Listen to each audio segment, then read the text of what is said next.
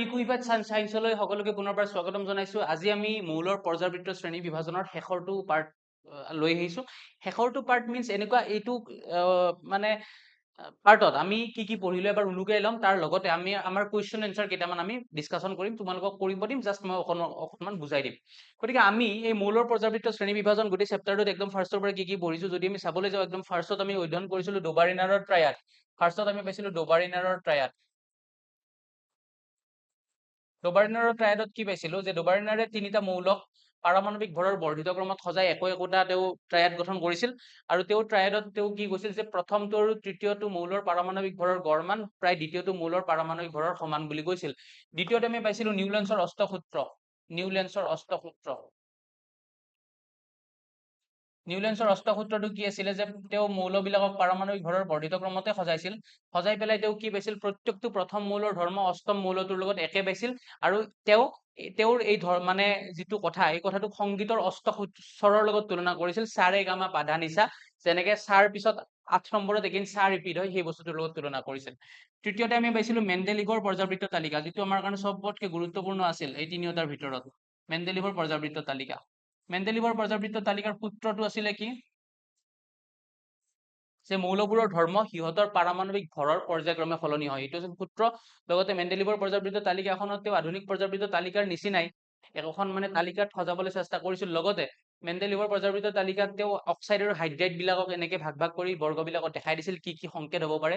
লগতে তেওঁৰ সময়ত আৱিষ্কাৰ নোহোৱা মৌলৰ বিলাকৰ বিষয়ে মানে আভাস যিবিলাকৰ পোৱা নাছিল, তেওঁ সেই মৌলবিলাকৰ বাবে কিছুমান খালী ঠাই এৰি গৈছিল।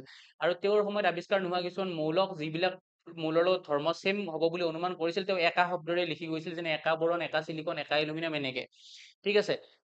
তাৰপিছত মেণ্ডেলিভৰ পৰ্যাবৃত্ত তালিকাৰ বিফলতাবিলাক কি আছিল যে তেওঁ হাইড্ৰজেনক এটা নিৰ্দিষ্ট স্থান দিব পৰা নাছিল, আইচটপসমূহৰ বাবে স্থান দিব পৰা নাছিল, আৰু লগতে তেওঁ সম্ভ্ৰান্ত গেছসমূহৰ বিষয়ে তেওঁৰ সময়ত আৱিষ্কাৰ হোৱা নাছিল। 1900 চনত আৱিষ্কাৰ হোৱাৰ পিছত নতুনকে সম্ভ্ৰান্ত গেছৰ বাবে এটা বৰ্গৰ মানে সূচনা কৰিবলগীয়া হৈছিল। আৰু চতুৰ্থতে আমি পালো খুব বৰ দৰকাৰী আধুনিক পৰ্যাবৃত্ত তালিকা।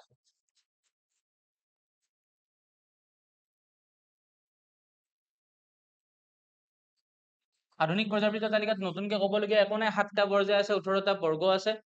তাৰপিছত জিগজেগ ৰেখাই ধাতু আৰু অধাতুসমূহক পৃথক কৰে। ধাতুবিলাক তোমাৰ এইফালে জিগজেগ ৰেখাৰ বাওঁফালে ধাতু, সোঁফালে অধাতু, আৰু ধাতু কল্প কোনকেইটা আছে এইকেইটা তোমালোকক কৈছো। লগতে মনত ৰাখিবা তিনিটা ধৰ্মৰ কথা পাইছিলো। জৈজতা পৰ্যায় এটাত বাওঁফালৰ পৰা সোঁফালে প্ৰথমতে বাঢ়ে, তাৰপিছত কমে। ঠিক আছে। পাৰমাণৱিক আকাৰ কেনেকে আছিল, পৰ্যায় এটাত বাওঁফালৰ পৰা সোঁফাললৈ কমি যায়, বৰ্গ এটাত ওপৰৰ পৰা তললৈ পাৰমাণৱিক আকাৰবিলাক বাঢ়ি যায়। ধাতৱীয় ধৰ্মটো কেনেকুৱা আছিলে, পৰ্যায় এটাত বাওঁফালৰ পৰা সোঁফাললৈ ধাতৱীয় ধৰ্মটো কমি যায়, বৰ্গ এটাত ওপৰৰ পৰা তললৈ ধাতৱীয় ধৰ্মটো বাঢ়ি যায়। এইখিনি আছিলে আধুনিক পৰ্যাবৃত্ত তালিকাৰ সূত্ৰ। তাৰপিছত আধুনিক পৰ্যাবৃত্ত তালিকাৰ লগত তোমালোকক নতুন কেইটামান কনচেপ্ট দিছিলো, জৈজতা, ইলেক্ট্ৰনিক বিন্যাস, এইবিলাক জৈজতাৰ কনচেপ্টটো দিছিলো, ক্লাছ 9তে পাই অহা কনচেপ্ট, ইয়াত ইউজ হ'ব। আৰু ইলেক্ট্ৰনীয় বিন্যাস। ইলেক্ট্ৰনীয় বিন্যাস মিন্স কেনেকুৱা আছিলে, ধৰা কোনোবা এটা মৌলৰ পাৰমাণৱিক সংখ্যা, মানে তাক ধৰা 11 নম্বৰত পাওঁ, লাইক ছডিয়াম। ছডিয়াম হৈছে 11 নম্বৰত পাওঁ, তেতিয়াহ'লে তাক ইলেক্ট্ৰন কেনেকে সজাম, প্ৰথমটো কক্ষত 2টা, পিছৰটো কক্ষত 8টা, তাৰ পিছৰ কক্ষত 1টা, 2 8 শেষ। এইটোকে কয় ইলেক্ট্ৰনীয় বিন্যাস। এইটোকে কোৱা হ'ব ছডিয়ামৰ ইলেক্ট্ৰনীয় বিন্যাস। এইটোকে কম আমি ছডিয়ামৰ ইলেক্ট্ৰনীয় বিন্যাস। গতিকে ইলেক্ট্ৰনীয় বিন্যাস কেতিয়াবা দিয়া থাকিব এনেকে, ধৰা 2 8 2, কুৱেশ্যন দিবা থাকিব ধৰা 2 8 2 ইলেক্ট্ৰনীয় বিন্যাসে ইলেক্ট্ৰনীয় বিন্যাসে ঠিক আছে, 2 8 2 ইলেক্ট্ৰনীয় বিন্যাসে কোনটো মৌলক নিৰ্দেশ কৰে, কোনটো মৌলক নিৰ্দেশ কৰে বা কোনটো মৌলক বুজায়।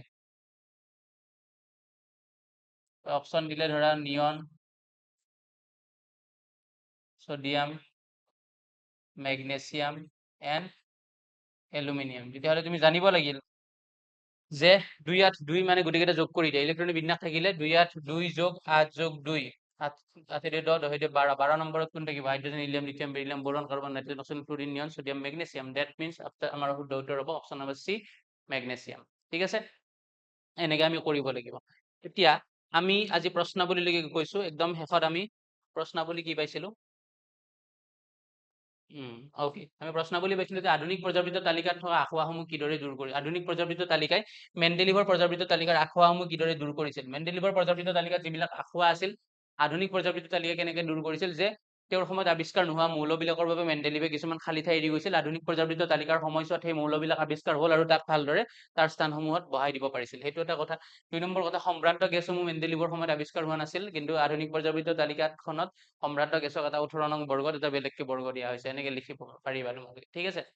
তাৰপিছত মেগনেছিয়ামৰ দৰে ৰাসায়নিক বিক্ৰিয়া দেখুৱাব বুলি ভবা দুটা মৌলৰ নাম লিখা। তো মোৰ মেগনেছিয়ামৰ বৰ্গত থকা যিকোনো দুটা মৌল লিখি দিবা, তোমাৰ বাছনিৰ ভিত্তিকে কৈ দিবা যে একে বৰ্গত আছে। 3 নম্বৰটো চোৱা, 3 বহিৰ্তম কক্ষত এটাকৈ ইলেক্ট্ৰন থকা তিনিটা মৌল। বহিৰ্তম কক্ষত মানে বাহিৰৰ কক্ষত এটাকৈ ইলেক্ট্ৰন থাকিব লাগিব। 3 ৰ 1 বহিৰ্তম কক্ষত এটাকৈ ইলেক্ট্ৰন থকা।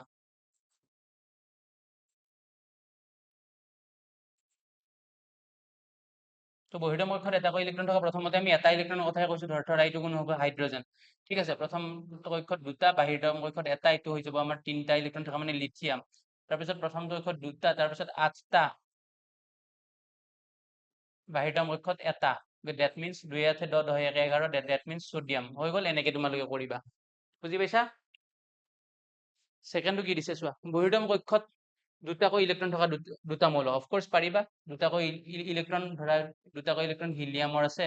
তাৰপিছত এইফালে প্ৰথমটো কক্ষত দুটা, পিছৰটো কক্ষত দুটা, 2 2 4 হাইড্ৰজেন, হিলিয়াম, লিথিয়াম, বেৰিলিয়াম, ঠিক আছে, হৈ গ'ল। বহিৰ্তম কক্ষত দুটাকৈ ইলেক্ট্ৰন থকা দুটা মৌল। পৰিপূৰ্ণ বহিৰ্তম কক্ষৰ তিনিটা মৌল। পৰিপূৰ্ণ বুলি কোৱাৰ লগে লগে ইহঁত কিহত পৰি যায়, সম্ভ্ৰান্ত গেছৰ শাৰীত পৰি যায়, মানে ইহঁতৰ আৰু কোনো বেলেগ প্ৰয়োজন নাই। দ্যাট মিনছ হ'ব তোমাৰ হিলিয়াম, নিয়ন, জেনন, ৰেডন, যি লেখা ক্ৰিপ্টন, আৰ্গন, যিকোনো লিখি দিব পাৰিবা। 4 লিথিয়াম, ছডিয়াম, পটাছিয়াম, এই আটাইকেইটা ধাতু ইহঁতে পানীৰ সৈতে বিক্ৰিয়া কৰি হাইড্ৰজেন গেছ মুক্ত কৰে। এই মৌলটো কেইটাৰ পৰমাণুৰ কিবা সাদৃশ্য আছেনে চাবাচোন। আধুনিক পৰ্যাবৃত্ত তালিকাখনত গোটেইকেইটাক একেটা বৰ্গতে পাবা, পৰমাণুৰ সেইটো সাদৃশ্য চৈযটা মানে একে হ'ব। হিলিয়াম এটা নিষ্ক্ৰিয় গেছ আৰু নিয়নো এটা প্ৰায় নিষ্ক্ৰিয় গেছ। ইহঁতক পৰমাণুবোৰৰ মাজত কি মিল থকা দেখা যায়, পৰমাণুবোৰৰ মাজত মিল এইটো আছে যে ইহঁতৰ পৰিপূৰ্ণ বহিৰ্তম কক্ষ। ইহঁতৰ কি পৰিপূৰ্ণ বহিৰ্তম কক্ষ, পৰিপূৰ্ণ বহিৰ্তম কক্ষ, আৰু সেইকাৰণে ইহঁতক কি বুলি কোৱা হয়, সম্ভ্ৰান্ত গেছ বুলিও কোৱা হয়। এইবিলাক লিখি থাকিব পাৰিবা আৰু যদি বুজি পোৱা ভালকে, ঠিক আছে।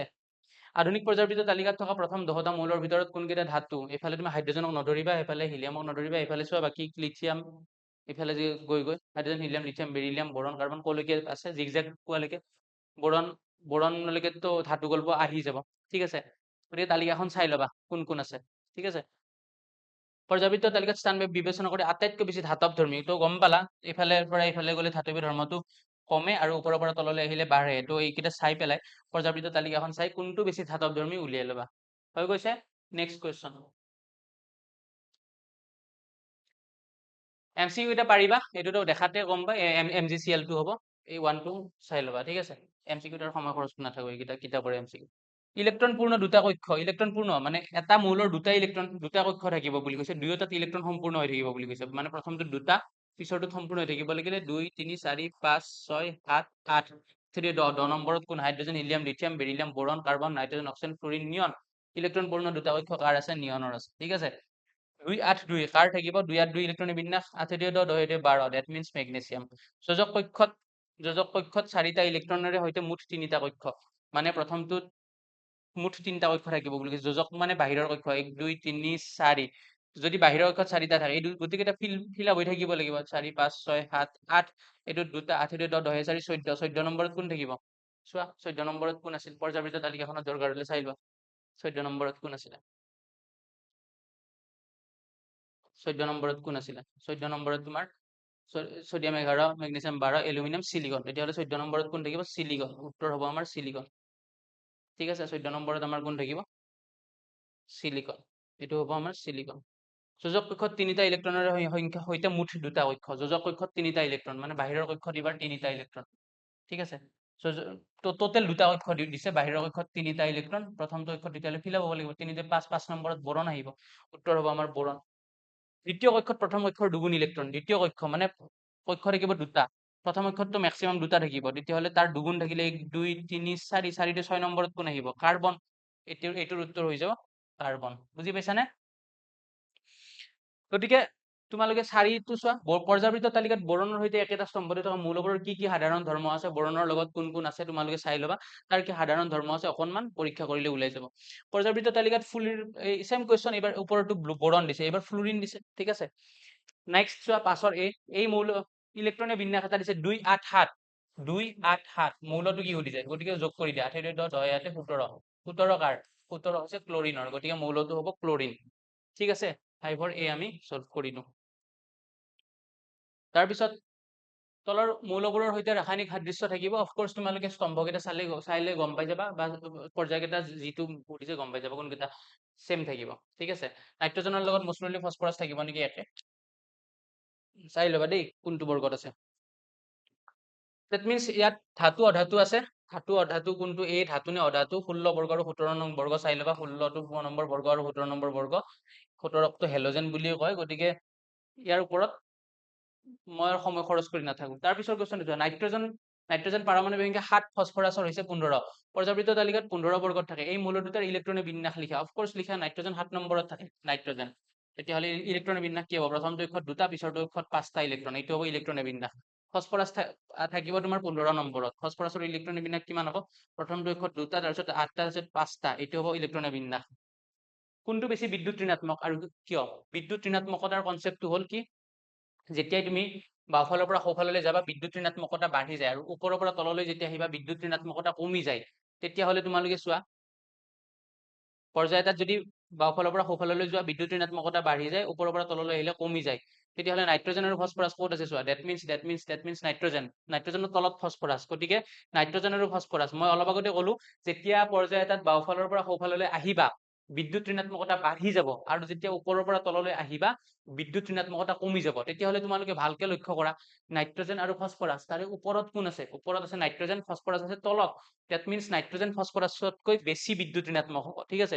ফচফৰাছ যিহেতু তলত আছে, নাইট্ৰজেন ফচফৰাছতকৈ বেছি বিদ্যুৎ ঋণাত্মক হ'ব, ঠিক আছে। এইটো মই এনচাৰটো লিখি দিছো দৰকাৰলৈ, চোৱা 7টো দৰকাৰী কৈছো। নাইট্ৰজেন 7, ইলেক্ট্ৰনিক বিন্যাস 2,5।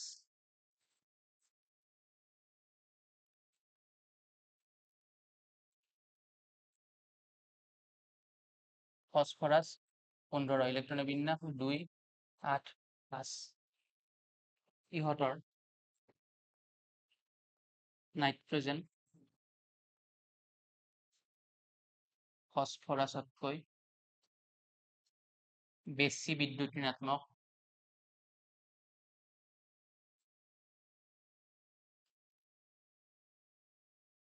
কাৰণ বৰ্গ এটাত ওপৰৰ পৰা তললৈ বিদ্যুৎ ঋণাত্মকতা কমি যায়।